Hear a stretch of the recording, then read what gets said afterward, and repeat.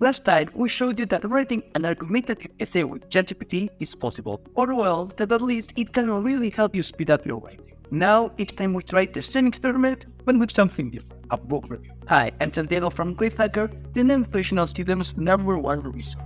As a team of academic tutors, we are super into working smarter, not harder, and undeniably, AI can be a great tool for that. You just need to know how to use it. Yes, it's far from writing a perfect essay that needs no editing, but it really can help you write faster. And today, we'll see how much it can help you write a book review.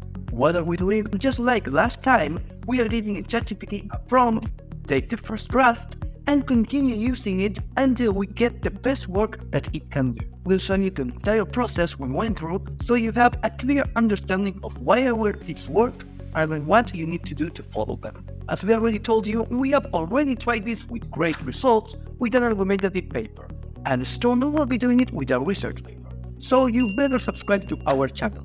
Our goal is to have ChatGPT write a book review of George Orwell's 1984. We listed this as one of the 5 must-read books, so we think the AI will find a wide range of information to use. The essay needs to start with an introduction with the author's title and publication information, continue with a summary of the plot with its basic parts, then describe the setting and point of view and discuss the book's literary devices, and finally analyze the book and explain the particular style of writing or literary elements used. Let's see what ChatGPT did with this. Starting with the introduction, all the information is correct, while including the number of pages is worthless as it depends on the edition of the book. The summary is also accurate, but it relies too heavily on the plot instead of the context and world described in the novel, which is arguably the reason 1984 doesn't do time. For example, there is no mention of Big Brother, the leader of the totalitarian superstate. Now, the setting and point of view section is the poorest part written by ChatGPT. It is very short and lacks development. The literary devices are not necessarily wrong, but it would be better to focus more on each.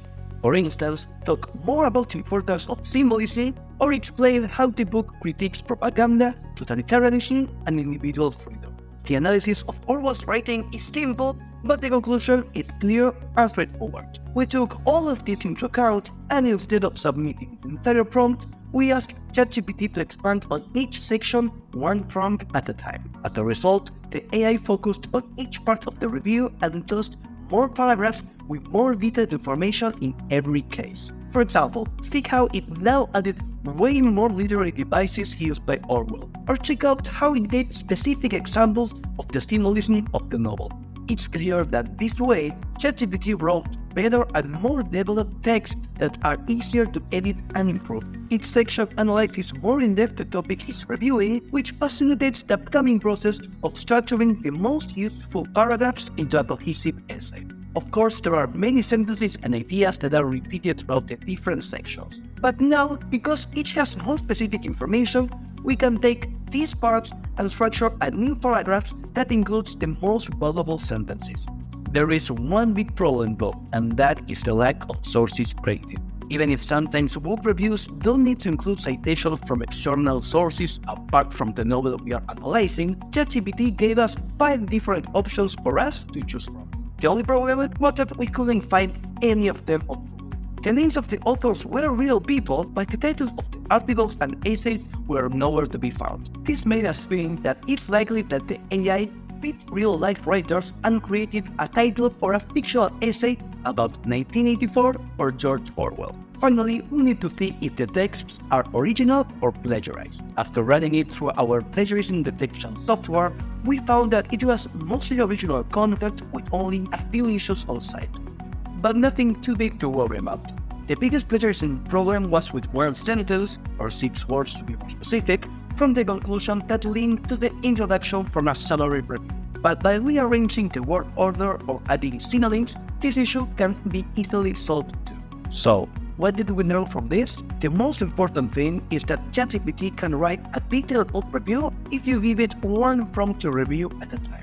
The analysis and summary of the book were accurate, the AI wasn't wrong with the plot details or literary devices used, but if you ask it to list scholarly sources, the AI will create an existing sources based on real people.